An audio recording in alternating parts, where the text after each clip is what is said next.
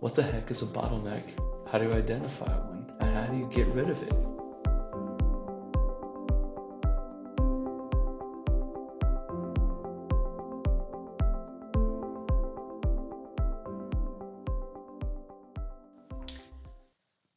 Hi everybody, Ed Server here, founder of edserver.com. We help food and beverage factory leaders get the most out of their operation by working towards becoming world class.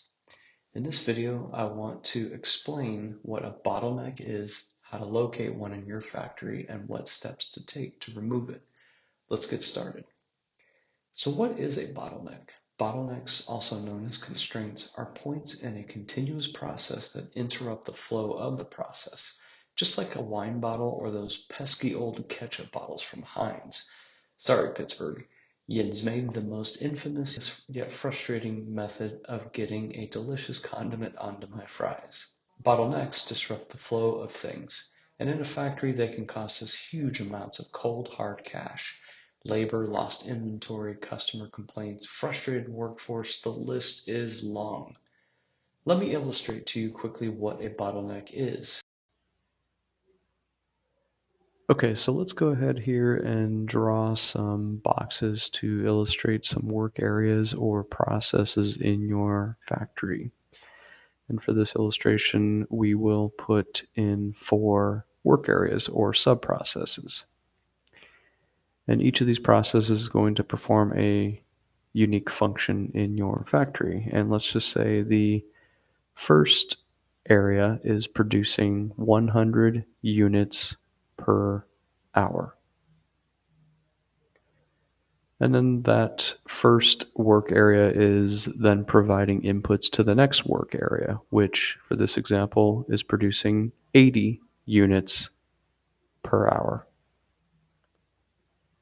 And to carry on the example, going on to the third work area, which in this example we will say is producing 120 units per hour. And finally, onto the fourth work area, which has the capability of producing 100 units per hour. So as you can see here, we have an imbalance in the process. Pretty straightforward.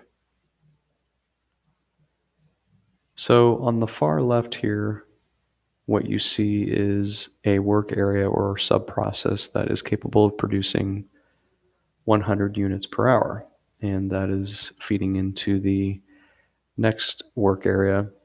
But what's happening is since the second work area cannot take 100 units per hour, we actually start building up units or inventory at a rate of 20 units per hour. Now, the third work area, as you can see, is capable of producing 120 units per hour, but it is not being fed by the second process or the second work area enough to hit that capacity. So what we see here is the formation of a bottleneck. So since the second work area is not able to keep up with the third work area, we see machinery or people waiting in the third work area. And then the first work area, the 100 units per hour on the far left, is generating a buildup of inventory. This is an illustration of a classic bottleneck in your factory.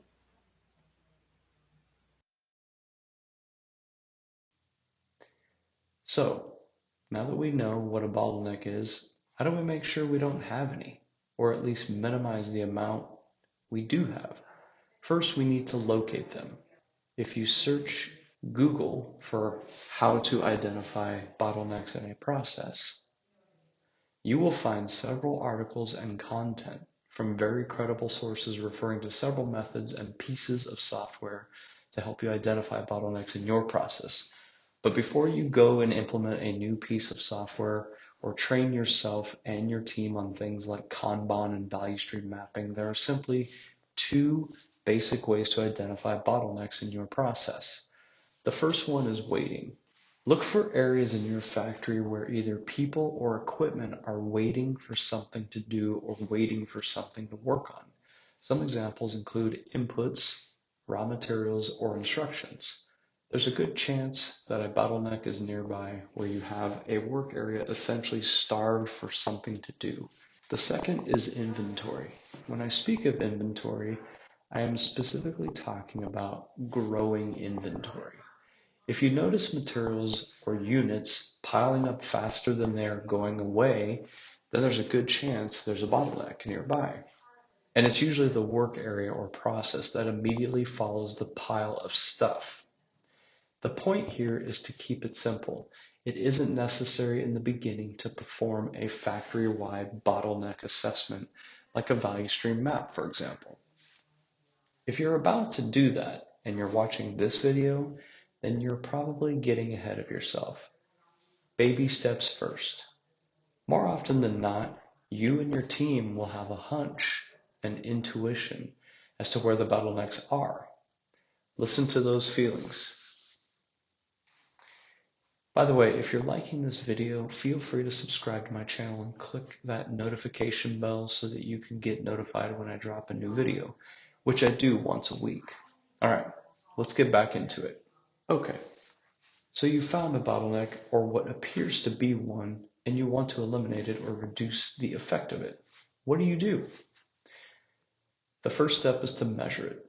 You need to first quantify the bottleneck by measuring before it and after it.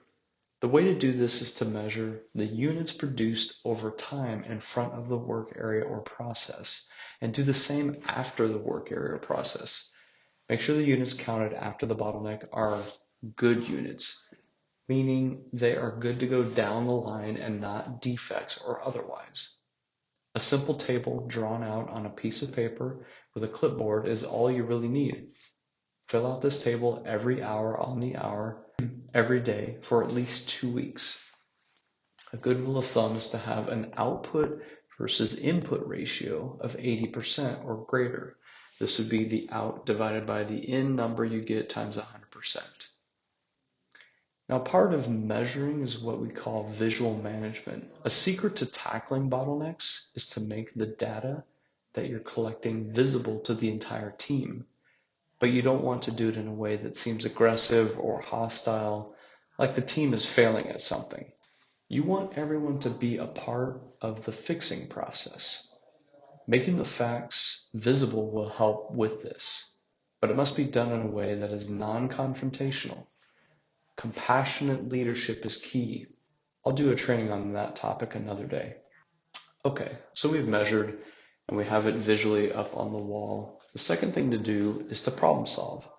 After you've confirmed you have a bottleneck, it's time to come up with some solutions that will reduce our bottleneck.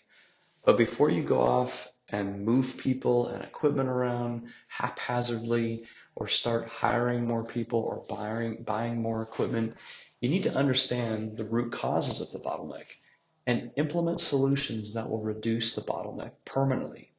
The process I use is the 6-step structured problem solving method, sometimes referred to as the PDCA problem solving method. This method is widely used and extremely effective. I'll put together another video that explains PDCA and how to apply it to bottleneck breaking. But for now, let's quickly go over the 6 steps. First step, define the problem. This is why measuring the bottleneck was so critical. Step 2, analyze the problem. This allows you to get to the root causes. Step 3, develop potential solutions. Step 4, prioritize and plan so we can focus on the right things to do first. Step 5, implementation. And finally, step 6, standardize. So the bottleneck doesn't return. Okay, let's summarize. So in summary, bottlenecks are points in a continuous process that interrupt the flow of the process, and they cost our factory a ton of money. Finding them is fairly straightforward. Just look for areas in your factory that have growing inventory on the upstream side of a work area or process, and people or machines waiting on the downstream side.